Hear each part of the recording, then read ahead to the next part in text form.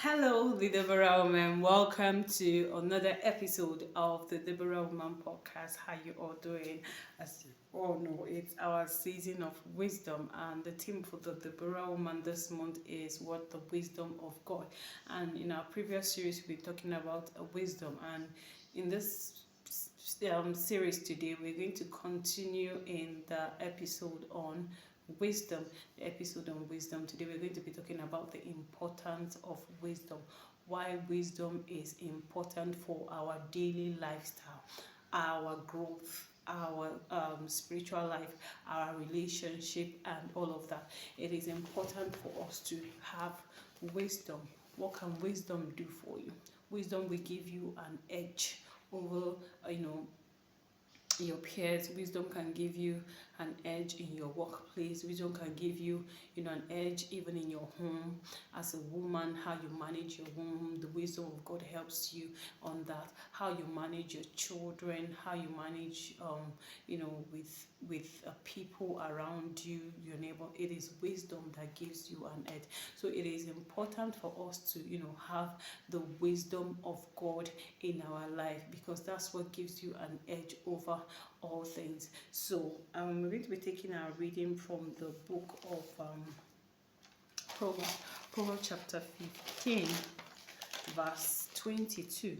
Verse 22 says, "Without counsel, plans go awry, but in the multitude of counselors they are established." In the beginning of the wisdom teaching, I talked about how it is important for us to have coverings, how it's important for us to seek counsel, from people who have gone ahead of us, and also have mentors who we look up to, and also it is important for us to always seek counsel, so that we don't go away, so that our plans don't go south, right? No man is an island, you don't know it all. So humble yourself and seek for guidance, humble yourself and seek for wisdom.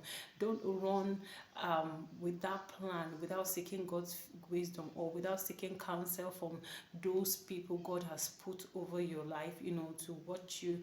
Remember, the word of God says that He will give you pastors after His heart, pastors that will watch you and nurture you, mentors, people that you can learn from, people that you have seen their lifestyle, and that you can benefit from them. You know that they can teach you, they can guide you, and they can direct you. Counselors as well, counselors that can counsel you and guide you. Remember, here he said, in the multitude of counsel, right, they are established. So your establishment comes in the multitude of counsel, getting God's guidance, getting counsel from your spiritual covering, and all that. So it is important for us to have wisdom, concerning a matter. As a wife, you need wisdom on how to run your home. As a mother, you need wisdom on how to raise your kids.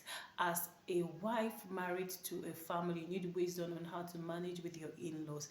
Even as a child, as a daughter, in a home, you need wisdom on how to manage with your siblings, knowing that everybody is wired differently. Everybody is wired differently. As a leader, you need wisdom. You need the wisdom of God to be able to guide you on what to do and how to lead your people, right? Knowing that everybody has different kind of personalities and all. So it is wisdom that gives you an edge over things. It's wisdom that makes you stand out. Wisdom makes you stand out. Wisdom gives you an edge over things, right? Over situations and all. So it is important for you to have wisdom. Have wisdom. In our theme for this month is the wisdom of God. It is the wisdom of God that sets you apart. It is wisdom of God that place you in high places. Wisdom of God is key. The wisdom of God is important. I don't think there is anything that we can do without the wisdom of God, without having counsel. It is very dangerous for one to be a Deborah woman, a woman to be without having someone who can counsel you, who can talk to you and who can guide you on what to do. Having the right counsel, right? Having the right counsel, yes, because in as much as we, are advised, to take counsel from people, but that is why as a Deborah woman, I always want us, to seek God for ourselves, because anyone who is advising you outside the will of God, outside the word of God, you should be able to tell, because you know God for yourself. It is when you don't know God for yourself that someone can counsel you in a way that is not of God, and then you will go with it. But the difference as a Deborah woman, remember, your place is what? You are a prophetess, you are a worshiper, you have deep relationship with God, you have a relationship with God. Not you don't just consume what every other person says. You have your own personal relationship with God, right? So as a Deborah woman, you will be able to discern the counsel of God. So yes, get your what is it called, get counsel from mentors, get counsel from people, but you knows your relationship with God, so you will not be able to be misled, because you know the word of God, right? So that is why it's important for you to know God for yourself, so that when a wrong counsel comes to you, you'll be able to discover it and run away from it as well. So seek God for yourself and all, so that when counsel comes to you, be able to filter it to know if it is the counsel of God or not. So it is important for us to have counsel concerning each matter, because it gives you an edge over things, right? So it is very, very much important.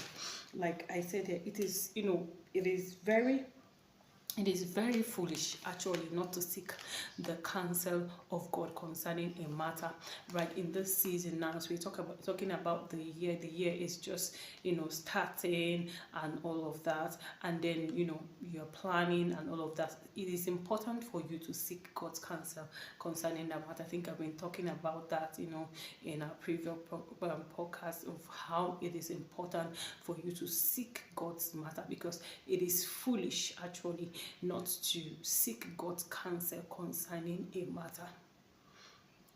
That you feel like you can run with a plan without seeking God's plan. It is foolish not to do so. It is foolish not to seek God's plan concerning a matter. So seek God's plan concerning that matter. That relationship you're about to go into, seek God's counsel. Lord, should I go into this relationship or should I not? Because He who has seen, the beginning from the end will tell you if that relationship will be, of value to you or not, if it will be an end to you or not, or if it's what will prosper you or not. It is when you seek God counsel, you'll be able to have those ideas. But when you don't seek God counsel, it's like a blind man walking without direction, without anything, right? Not seeking God's counsel is like a blind man who is blindfolded and then is walking, is moving towards a destination that he does not even know about. But when you have God's counsel concerning a matter, that way you know where you are going. You are confident of the one that is backing you. You are confident of the one who has sent you. Because He said in His own, He will never leave you nor forsake you. But when you are going about doing your will, not God's will, going about doing your will, your desire, without seeking God's face and plan, He's not backing you up because He didn't seek His face. He will let you be. You know our God, He doesn't push you. He doesn't try to push you. He gives you permission, to make your choices. But remember, He said we should make the right choices, giving us the power of life and death, but He also encourages us that we should choose life. So don't go about anything this year without seeking the wisdom of God concerning that matter. Like I said, it is foolishness for you to, go without the counsel of God concerning a matter. So this year, make it a habit that I will not do anything without seeking God's face. I will not do anything without seeking God's plan and purpose concerning a matter. so that you don't fall short, so that you don't fail. Right? So it is very important for us to, seek God's wisdom concerning a matter.